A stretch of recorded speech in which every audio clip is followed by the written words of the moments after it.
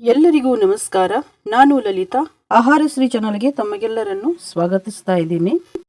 ನಾನು ಇವತ್ತು ಸರಳವಾಗಿ ನಿಮಗೆ ಇಷ್ಟವಾಗುವ ಶೇಂಗಾ ಉಂಡೆ ಮಾಡಿ ತೋರಿಸ್ತಾ ಇದ್ದೀನಿ.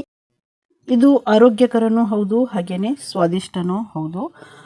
ಇದನ್ನು ನೀವು ಹಬ್ಬಕ್ಕೂ ಮಾಡ್ಕೋಬಹುದು, ಇಲ್ಲ ಅಂದರೆ ಡೈಲಿ ಸ್ನ್ಯಾಕ್ಸ್ಗೂ ಕೂಡ ಮಾಡ್ಕೋಬಹುದು. ಹಾಗಿದ್ರೆ ಬನ್ನಿ ಮಾಡೋದು ಹೇಗೆ ಅಂತ ನೋಡೋಣ.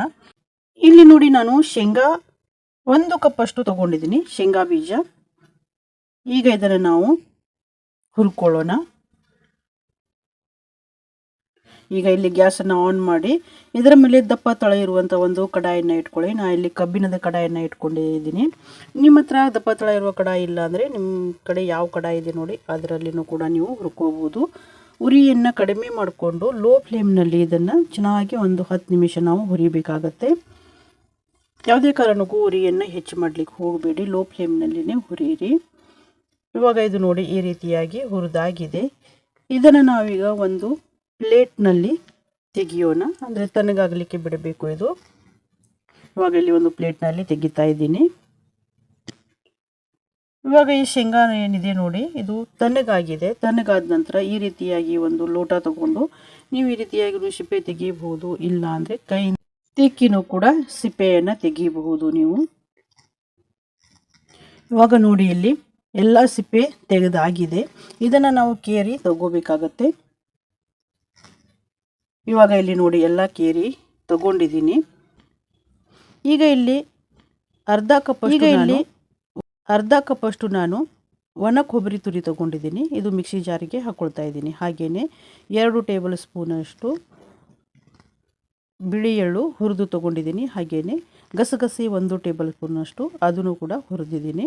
ಇದನ್ನು ಮಿಕ್ಸಿ ಜಾರಿಗೆ ಹಾಕಿ ನಾವು ಒಂದೇ ರೌಂಡ್ ನಾವು ಪಲ್ಸ್ ಮೋಡಲ್ಲಿ ತಿರುಗಿಸ್ಕೊಂಡ್ರೆ ಸಾಕು. ಬಹಳ ಏನದು ಸಣ್ಣಗೆ ನೈಸಾಗಿ ಮಾಡ್ಕೊಳ್ಳೋದು ಬೇಡ, ತರಿನೇ ಇರಲಿ. ಈಗ ಏಲಕ್ಕಿಗೆ ನಾವು ಪೌಡ್ರ್ ಮಾಡ್ಕೊಳ್ಳೋಣ. ನಿಮ್ಮ ಹತ್ರ ಏಲಕ್ಕಿ ಪೌಡರ್ ಇತ್ತು ಅಂದರೆ ಪೌಡರನ್ನು ಕೂಡ ಹಾಕಬಹುದು, ಇಲ್ಲ ಅಂದರೆ ಈ ರೀತಿಯಾಗಿ ಜಜ್ಜಿ ನೀವು ಪೌಡ್ರ್ ಮಾಡಿನೂ ಕೂಡ ಹಾಕಬಹುದು.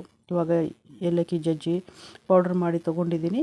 ಈಗ ಇಲ್ಲಿ ಗ್ಯಾಸ್ ಮೇಲೆ ಪಾಕ ಮಾಡಲಿಕ್ಕೆ ಒಂದು ಪಾತ್ರೆ ಇಟ್ಕೊಂಡಿದ್ದೀನಿ. ಪಾತ್ರೆಗೆ ಒಂದು ಸ್ವಲ್ಪ ನಾನು 1 ರಿಂದ 2 ಟೇಬಲ್ ಸ್ಪೂನಷ್ಟು ನೀರು ಹಾಕಿ 1 ಕಪ್ ಶೇಂಗಾ ಬೀಜಕ್ಕೆ 1 ಕಪ್ ಅಷ್ಟು ಇಲ್ಲಿ ಬೆಲ್ಲ ಹಾಕಿ ಹೈ ಫ್ಲೇಮ್ನಲ್ಲಿ ಇಟ್ಟು ನಾವು ಇದನ್ನು ಬೆಲ್ಲ ಕರಗಿಸ್ಕೋಬೇಕಾಗತ್ತೆ. ಬೆಲ್ಲ ಕರಗಲಿಲ್ಲ, ಗಂಟಲಲ್ಲಿ ಇದೆ ಅಂದರೆ ಈ ರೀತಿ ಮಾಡಿ ನೀವು ಬೆಲ್ಲನ ಮೊದಲಿಗೆ ಕರಗಿಸ್ಕೊಳ್ಳಿ.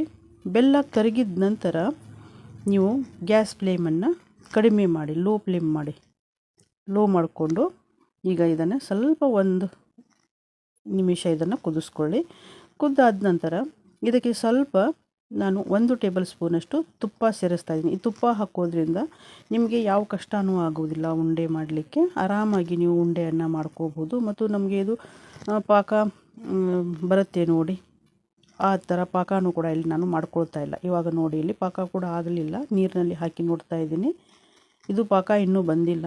ಇವಾಗ ಏನು ಮಾಡಬೇಕು ಅಂದರೆ, ಈಗ ಇದು ನೋಡಿ, ಪಾಕ ಒಂದು ಎಳೆ ಪಾಕ ಬರ್ತಾ ಇದೆ ಅನ್ನುವಾಗ ನಾವು ಗ್ಯಾಸನ್ನು ಆಫ್ ಮಾಡಿ ಈ ಪಾತ್ರೆಯನ್ನು ಕೆಳಗಡೆ ಇಳಿಸ್ಕೊಳ್ಳೋಣ.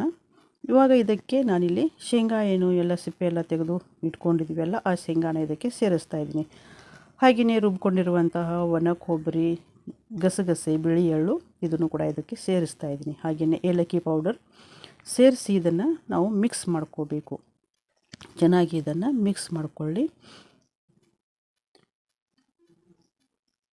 ಪಾಕ ಮಾಡಿ ಶೇಂಗಾ ಉಂಡೆ ಕಟ್ಟಲಿಕ್ಕೆ ಬರಲ್ಲ ಅನ್ನೋರು ಕೂಡ ಈ ಮೆಥಡನ್ನು ನೀವು ಮಾಡಿ ತುಂಬ ಚೆನ್ನಾಗಿ ಉಂಡೆ ಬರುತ್ತೆ, ಎಲ್ಲೂ ಹಾಳಾಗಲ್ಲ. ಆರಾಮಾಗಿ ನೀವು ಉಂಡೆಯನ್ನು ಮಾಡ್ಕೋಬೋದು. ಇದು ಮಿಕ್ಸ್ ಆದ ನಂತರ ಇಲ್ಲಿ ಗ್ಯಾಸ್ ಮೇಲೆ ಇಟ್ಟು ಲೋ ಫ್ಲೇಮ್ನಲ್ಲಿ ಸ್ವಲ್ಪ ನಾನು ಇದನ್ನು ಮಿಕ್ಸ್ ಮಾಡ್ಕೊಳ್ತಾ ಇದ್ದೀನಿ. ನೀವು ಸ್ವಲ್ಪ 1 ನಿಮಿಷ ಇದನ್ನು ಮಿಕ್ಸ್ ಮಾಡಿಕೊಂಡ್ರೆ ಸಾಕು, ಈ ರೀತಿ ಗಟ್ಟಿಯಾದರೆ ಸಾಕು. ಇವಾಗ ಇಲ್ಲಿ ನೋಡ್ಬೋದು, ಈ ರೀತಿಯಾಗಿ ಆದರೆ ಸಾಕಾಗತ್ತೆ.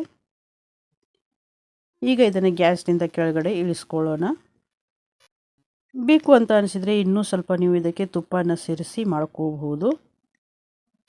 ಈಗ ಇದನ್ನು ಒಂದು ಪ್ಲೇಟಿಗೆ ನಾನು ಹಾಕಿಟ್ಕೊಂಡಿದ್ದೀನಿ. ಇದು ಸ್ವಲ್ಪ ತಣ್ಣಗಾಗಲಿ, ಬಹಳ ತಣ್ಣಗಾಗಲಿಕ್ಕೆ ಬಿಡಬೇಡಿ.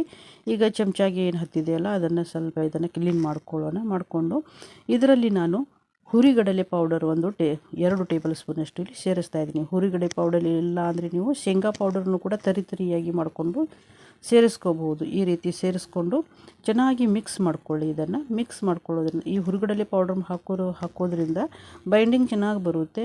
ಆರಾಮಾಗಿ ನಾವು ಉಂಡೆಯನ್ನು ಕಟ್ಟಬಹುದು. ಇವಾಗ ನೋಡಿ ಇಲ್ಲಿ ಉಂಡೆ ಈ ರೀತಿಯಾಗಿ ಆರಾಮಾಗಿ ಕಟ್ಕೋಬೋದು. ಸ್ವಲ್ಪ ಬಿಸಿ ಇರುತ್ತೆ. ನೀವು ಸ್ವಲ್ಪ ಕೈಗೆ ನೀರು ಹಚ್ಕೊಂಡು, ಇಲ್ಲ ಅಂದರೆ ಸ್ವಲ್ಪ ತುಪ್ಪ ಹಚ್ಕೊಂಡು, ಅಂಟು ಅನಿಸಿದರೆ ನಿಮಗೆ ಕೈಗೆ ಸ್ವಲ್ಪ ತುಪ್ಪ ಹಚ್ಕೊಂಡು ಕೂಡ ಈ ರೀತಿಯಾಗಿ ಉಂಡೆಯನ್ನು ನೀವು ಮಾಡ್ಕೋಬಹುದು. ನೋಡಿ ಎಷ್ಟು ಆರಾಮಾಗಿ ನಾವು ಉಂಡೆಯನ್ನು ಮಾಡ್ಕೋಬಹುದು ಅಂತ. ಈ ರೆಸಿಪಿ ನಿಮಗೆ ಇಷ್ಟ ಆಯಿತು ಅಂದರೆ ಒಂದು ಲೈಕ್ ಕೊಡಿ. ಹಾಗೆಯೇ ನಿಮ್ಮ ಅನಿಸಿಕೆಗಳನ್ನು ಕಮೆಂಟ್ ಮಾಡಿ. ಹಾಗೆಯೇ ಇದುವರೆಗೂ ಯಾರೆಲ್ಲ ನನ್ನ ಚಾನಲ್ನ ಸಬ್ಸ್ಕ್ರೈಬ್ ಮಾಡದೆ ನೋಡ್ತಾ ಇದ್ದೀರಾ, ದಯವಿಟ್ಟು ಎಲ್ಲರೂ ಸಬ್ಸ್ಕ್ರೈಬ್ ಮಾಡಿ. ಇವಾಗ ನೋಡಿ ಇಲ್ಲಿ ಶೇಂಗಾ ಉಂಡೆ ಇಲ್ಲಿ ರೆಡಿಯಾಗಿದೆ. ಈಗ ಶೇಂಗಾ ಉಂಡೆ ನೋಡಿ ಸ್ವಲ್ಪ ಬಿಸಿ ಬಿಸಿ ಇರುತ್ತೆ, ಆವಾಗ ಇದು ಶೇಪ್ ಚೆನ್ನಾಗಿ ಬರಲ್ಲ. ಆವಾಗ ನೀವು ಸ್ವಲ್ಪ ತಣ್ಣಗಾದ ನಂತರ ಈ ರೀತಿಯಾಗಿ ಕೈ ಮೇಲೆ ತಗೊಂಡು ಈ ರೀತಿಯಾಗಿ ಮಾಡಿ ನೀವು ಶೇಪನ್ನು ಕೊಡಬಹುದು. ಮತ್ತು ರೌಂಡಾಗಿಯೂ ಕೂಡ ಆಗುತ್ತೆ. ಇವಾಗ ನೋಡಿ ಇಲ್ಲಿ ಎಲ್ಲ ಶೇಂಗಾ ಉಂಡೆಯಲ್ಲಿ ರೆಡಿಯಾಗಿದೆ. ಇದನ್ನು ನೋಡಿ ನಾನು ಇದನ್ನು ಕಟ್ ಮಾಡಿ ತೋರಿಸ್ತಾ ಇದ್ದೀನಿ. ನೋಡಿ ಎಷ್ಟೊಂದು ಚೆನ್ನಾಗಿ ಬಂದಿದೆ, ಸಾಫ್ಟಾಗಿದೆ. ಈ ವಿಡಿಯೋವನ್ನು ಪೂರ್ತಿಯಾಗಿ ನೋಡಿದ ತಮಗೆಲ್ಲರಿಗೂ ನನ್ನ ಧನ್ಯವಾದಗಳು.